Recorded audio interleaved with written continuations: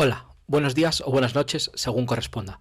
Yo soy Juan Pablo Rodríguez, profesor de Derecho Mercantil en la Universidad Carlos III de Madrid y os doy la bienvenida al podcast sobre Derecho Marítimo.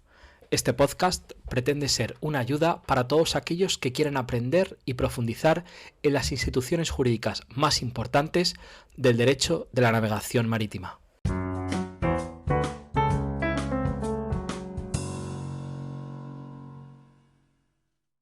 Hola a todos y bienvenidos un día más al podcast sobre Derecho Marítimo. En este capítulo hablamos con José Sánchez Fallos. Él es asociado principal en el despacho Uría Menéndez, en concreto en el Departamento de Derecho Marítimo. Y con él vamos a tratar un tema muy interesante y que todavía no hemos tratado en estos capítulos, como es la hipoteca naval. José, buenos días y muchas gracias. Muchas gracias, Juan Pablo. Encantado de estar por aquí.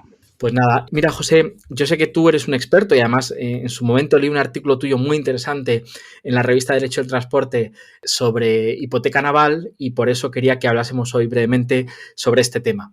Y en concreto tenía unas cuantas preguntas que quería hacerte y pues de las cuales me gustaría saber un poco a ver qué es lo que tú nos quieres contar. En primer lugar, me gustaría saber cuál es la función y la relevancia de la hipoteca naval en el contexto empresarial actual. Gracias de nuevo, Juan Pablo, por invitarme al podcast y te confieso que soy seguidor y además que me invites para hablar de un tema que me parece muy interesante, que además, como dices, escribí junto con mi compañera Luz sobre este tema hace unos años y que además me parece que es absolutamente fundamental pues, para desarrollar con éxito cualquier actividad empresarial hoy en día, es el acceso a la financiación, ¿no? Y entonces el mundo marítimo pues no es ajeno a esta realidad y la otra cara de la moneda de todo esto es la mayor o menor seguridad que se le pueda dar a quienes estén dispuestos a prestar pues, esta financiación. Y pues aquí, básicamente, aunque parezca una obviedad, pues los acreedores no se conforman con ese recurso al patrimonio del deudor que les confiere el 1911 del Código Civil, ¿no? Esa responsabilidad patrimonial universal del deudor, y lo que buscan es un refuerzo adicional a su crédito, y es aquí donde el derecho de garantías pues se constituye como pilar esencial o fundamental, y concretamente la hipoteca naval en el mundo marítimo pues es la garantía protagonista. Entonces, desde la perspectiva del acreedor, básicamente las garantías, o mejor dicho, las garantías reales cumplen una doble función, podría decirse. Por un lado tenemos una función ofensiva, que básicamente con lo que se busca con la garantía es sujetar un bien o un derecho concreto al pago de la deuda garantizada y que pueda ejecutarse en caso de incumplimiento. Y por otro lado tenemos lo que podríamos decir como función defensiva, que básicamente es blindar ese activo que se ha dado en garantía del ataque de otros acreedores, ¿no? ¿Y cómo se consigue ese blindaje, esa especial protección? Pues, entre otras cuestiones, gracias a la preferencia que concede el derecho de hipoteca pues, a ese acreedor, aunque sabemos que hay otros acreedores que por imperativo legal o porque así se les ha reconocido legalmente puedan tener preferencia frente al acreedor, ¿no? Por ejemplo, los créditos marítimos privilegiados contemplados en el convenio del 93 sobre hipoteca naval y créditos marítimos. Pero eso desde la perspectiva del acreedor. Entonces, si vamos al lado del deudor, ¿qué función cumple la garantía? Pues básicamente es un instrumento que le permite beneficiarse de unas condiciones para esa financiación que de otro modo pues quizá hubieran sido más generosas si no se hubieran prestado garantías.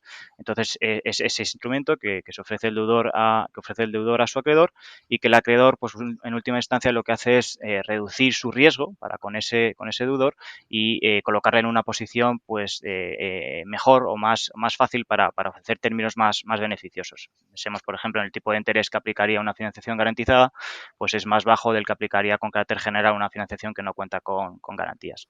Si todo esto lo unimos al hecho de que, centrándonos quizá más en la construcción de buques nuevos, la financiación externa que se requiere para este tipo de operaciones, como apunta algún estudio y como estamos viendo en la práctica, suele rondar un 80%, o sea, es decir, un 80% del valor del buque viene de financiación externa.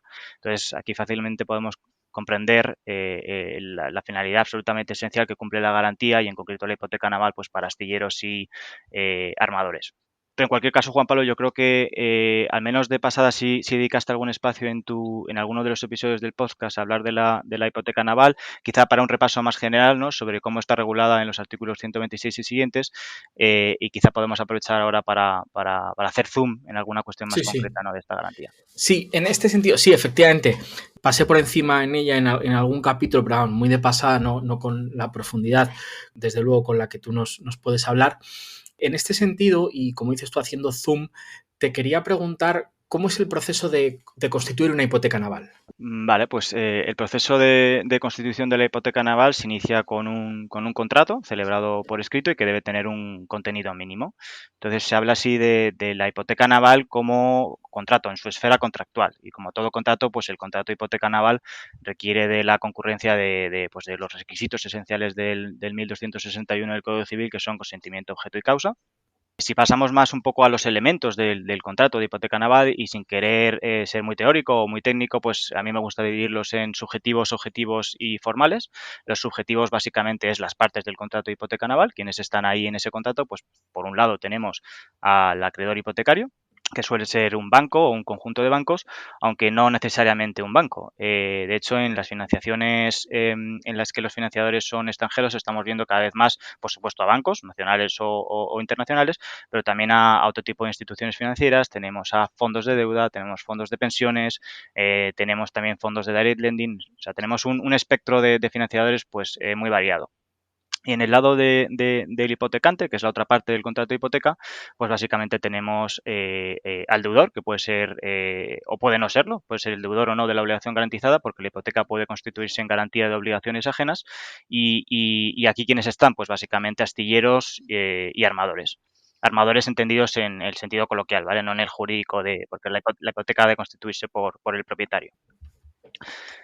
Y por último, en cuanto a los elementos formales, y quizá donde aquí hay alguna particularidad propia de la hipoteca naval que se diferencia de otro tipo de hipotecas, como la inmobiliaria o la hipoteca mobiliaria sobre otros activos, y es que aunque debe constar por escrito, y eso es regla común para todas, el soporte documental para la hipoteca naval no se exige que sea la escritura pública, que es la escritura sí que se exige para las otras hipotecas, pero para la hipoteca naval no es requisito indispensable. De hecho, la propia ley de navegación marítima, junto a la escritura, admite la póliza intervenida por notario. La principal ventaja de esto es que te evitas el impuesto de actos jurídicos documentados, que de otra forma sí que se devengaría con la escritura pública. Y junto con la escritura y la póliza, la ley también permite el otorgamiento de un contrato de hipoteca naval incluso en documento privado, sin intervención de ningún notario. En la práctica, al menos en mi experiencia, lo que sí que veo es que la hipoteca se constituye en póliza notarial, intervenida ante notario. Alguna vez hemos visto hipotecas constituidas en documento privado. Y respecto a esto último, yo sí que es importante recordar que aunque sea documento privado y aunque no haya pasado por ningún notario, el documento privado inscrito en el registro de bienes muebles es título ejecutivo a los efectos de la ley de enjuiciamiento civil. No es uno de los que estén previstos en el 517, ¿no? Que es el donde recoge el listado de títulos ejecutivos, pero la ley sí que lo eleva a título ejecutivo. Ese documento privado de hipoteca naval inscrito es a estos efectos título ejecutivo. Y esto pues muchas veces o no es desconocido por quien no está muy familiarizado con nuestro mundo, ¿no? Entonces, una vez analizado el contrato de hipoteca naval, podemos hablar sobre la hipoteca naval como derecho real, como derecho real de garantía. Entonces aquí yo creo que podemos centrarnos en cuáles son los pasos que se siguen en la práctica para la constitución de esta garantía. Lo primero, como hemos dicho, es la celebración de un contrato por escrito, y aquí lo importante y lo fundamental es entender que el contrato de hipoteca naval no lleva aparejado el nacimiento del derecho real de garantía, y esto nos lo preguntan mucho, sobre todo financiadores extranjeros que no están familiarizados con nuestro derecho de garantías, y nos dicen, vale, hemos estado aquí esta mañana en la notaría, hemos firmado el contrato de hipoteca naval, pero ¿soy desde este momento ya un acreedor garantizado? ¿Tengo una hipoteca naval constituida en mi favor? Y aquí la respuesta es no, todavía hace falta algo más. Falta la pata registral. Pata registral que se inicia con el asiento de presentación, que es absolutamente fundamental. Aquí en la práctica lo que tratamos de conseguir es hacer coincidir la firma del contrato con el asiento, que todo suceda en el mismo día y que además entre una cosa y la otra haya el menor espacio temporal posible. Para ello lo que se habla con los notarios y es algo que hay que en la práctica tramitar con algo de antelación, es avisarle de que ese mismo día, una vez otorgada la póliza de hipoteca, pues cause asiento de presentación a través de medios telemáticos para que ese mismo día pues tengamos el asiento de presentación hecho. Y el asiento de presentación es fundamental por los motivos que vamos a ver en unos minutos, pero si se hace por medios telemáticos, como se suele hacer en la práctica, no hay que olvidar que luego hay que enviar el original al registro de bienes muebles donde vaya a inscribirse la hipoteca y, por tanto, pues la póliza intervenida notarialmente debe presentarse físicamente en el registro. ¿Para qué? Pues para iniciar el siguiente paso del proceso de constitución, que es lo que podemos llamar el periodo de calificación registral. Una vez que ese contrato de hipoteca se ha presentado al registro, el registrador al cargo de la inscripción, pues lo que hace es verificar el contrato, examinar que tiene todos los requisitos, el contenido mínimo y que cumple en definitiva los requisitos legalmente exigibles para la inscribilidad del documento, y si todo eso es correcto y no hay ningún defecto, lo que hace el registrador al final del proceso es inscribir. Para la inscripción tienen un plazo de 15 días hábiles, no tienen por qué agotarlo, depende un poco de la carga de trabajo que tenga el registro, y además pueden excederse si hubiera alguna causa justificada. En mi experiencia, pues no siempre lo agotan, ¿no? Es verdad que no siempre con la celeridad que uno quisiera, pero tampoco son los 15 días hábiles en todos los casos. Entonces, ¿qué ocurre con la inscripción? Pues ahora ya sí, la hipoteca como derecho real de garantía aparece, ya tenemos la hipoteca como derecho real de garantía, y si volvemos al ejemplo de esa pregunta que nos hacía el acreedor aquel día en la notaría, nos vuelve y nos dice, vale, ya han pasado 15 días, ya tenemos la inscripción, me la acabas de confirmar, entonces ya sí soy acreedor garantizado. Y aquí la respuesta ahora sí es afirmativa. Y a partir de ese momento, desde la inscripción, existe el derecho real de garantía, ya eres un acreedor garantizado, y a esta pregunta le sigue otra. ¿Pero desde cuándo? ¿Desde hoy que me estás confirmando la inscripción? ¿O desde aquel día de la firma en la que presentamos la escritura, presentamos la póliza o el contrato al registro? Y la respuesta es entender que el asiento de presentación es lo fundamental. ¿Por qué? Porque los efectos de la inscripción se retrotraen al propio momento de la presentación. Es decir, la hipoteca nace con la inscripción, pero sus efectos rebobinan hacia atrás y vuelven al momento del asiento de presentación. Por eso es fundamental intentar que la firma del contrato y el asiento de presentación pues sucedan lo más rápido posible y que no haya mucho tiempo entre una y otra. Y eso sería un poco el proceso estándar de constitución de una hipoteca en general. Pero si además esa hipoteca se va a constituir sobre un buque en construcción, algo que sucede con mucha frecuencia, hay que tener en cuenta otro requisito, y es que para que pueda inscribirse esa hipoteca sobre un buque en construcción, ha de haberse invertido al menos un tercio del valor total en que se haya presupuestado el casco. Es decir, es un requisito adicional que hay que tener en cuenta. Pero en resumen, con la inscripción aparece el derecho real de garantía y junto a esa garantía pues le acompañan los atributos propios de cualquier derecho real, como pueden ser la accesoriedad, la repersecutoriedad, la especialidad, la preferencia, en fin, las características propias de los derechos reales de garantía. Y una vez que la garantía, la hipoteca está constituida perfectamente, el buque empieza su vida, pero en algún momento puede suceder que el deudor de la garantía pues entre en default, empiece a no pagar las cuotas que se hayan pactado, etcétera, y el acreedor se vea obligado a ejecutar su derecho, ¿no? Te quería preguntar aquí cómo es, si nos puedes dar algún apunte sobre cómo es este proceso de ejecución. Vale, pues en la práctica la ejecución de la hipoteca es una de las cuestiones más complejas que hay, porque se abre todo un abanico de particularidades que hay que tenerse en cuenta a la hora de ejecutar. A diferencia de una hipoteca inmobiliaria, por ejemplo, en la que la hipoteca está constituida sobre un bien inmueble, que es un bien raíz, que no se mueve, en la hipoteca naval el objeto dado en garantía es un bien mueble y es inherente por naturaleza, ¿no? Es un bien mueble itinerante. Entonces, el espacio físico o geográfico donde se encuentre el buque al momento de la ejecución es absolutamente relevante, y hace que además tenerse en cuenta en el contexto de la ejecución otros instrumentos como puede ser el embargo preventivo del buque que acompañe a esa ejecución para, digamos, embargar el buque allá donde se encuentre. Por lo tanto, la ejecución no es un procedimiento sencillo, es algo que hay que analizar caso a caso, pero sí que hay dos cuestiones relacionadas con la ejecución que a mí me parecen interesantes, eh, que tienen que ver con qué mecanismos habilitan a un acreedor hipotecario para hacer valer su derecho, ¿no? Para ejecutar la garantía, y por otro lado, cuándo puede esa garantía ejecutarse, ¿no? Entonces, respecto a la primero, dentro de los distintos mecanismos o cauces que existen para que un acreedor ejecute la garantía, voy a centrarme en dos porque sobre estos dos hubo un debate hace algún año, un debate interesante en el que básicamente venía a discutirse sobre si una hipoteca naval podría ejecutarse a través de la venta extrajudicial ante notario, es decir, la subasta notarial. Y el debate se suscitó porque algún registro, cuando se le presentaron hipotecas que contenían cláusulas de ejecución a través de estos mecanismos, denegó la inscripción de estas cláusulas viniendo a decir algo así como en la Ley de Navegación Marítima, el artículo 141, el único cauce de ejecución que contempla es el de los artículos 681 y siguientes de la Ley de Enjuiciamiento Civil, es decir, la ejecución judicial a través del procedimiento específico previsto para los bienes hipotecados.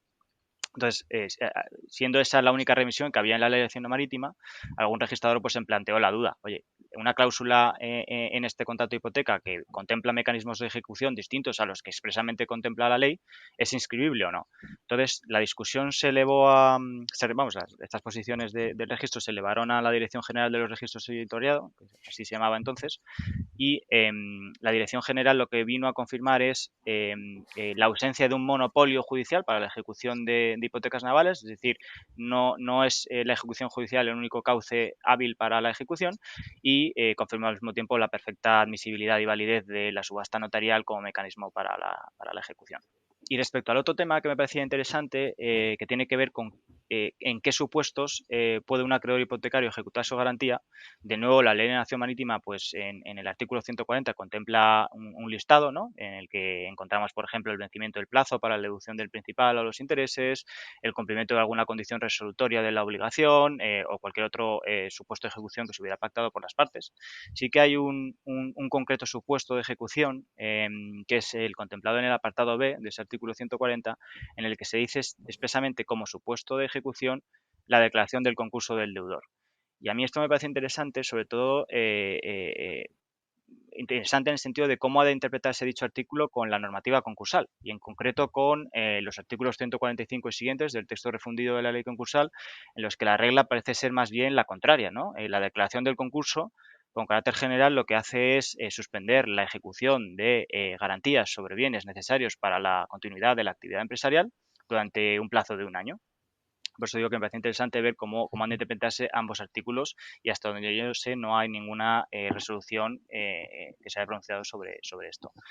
O es más, cómo ha de interpretarse todo lo anterior con el artículo 241 del texto refundido de la ley concursal, que contempla una separación de la masa del concurso los bienes sobre los que exista algún crédito privilegiado sobre buques, por ejemplo. Entonces, ¿está pensando el 241 en la hipoteca naval? ¿Cómo juega ese artículo con el 140 de la Ley de Navegación Marítima? Son apuntes que a mí me parecen interesantes, sobre los que no hay, o mejor dicho, sobre los que hay posiciones enfrentadas. Y como este es un podcast, Juan Pablo, para estudiantes, ahí lo dejo porque sin duda hay un tema de estudio interesante. Sí, la verdad es que esto que planteas es muy interesante y yo, vamos, pues de aquí a toda la gente que nos escucha, que ya también te confirmo que no son solo estudiantes, sino también conozco abogados y profesores, bueno, pues ahí podemos dejar estas consideraciones que nos planteas para un posterior debate.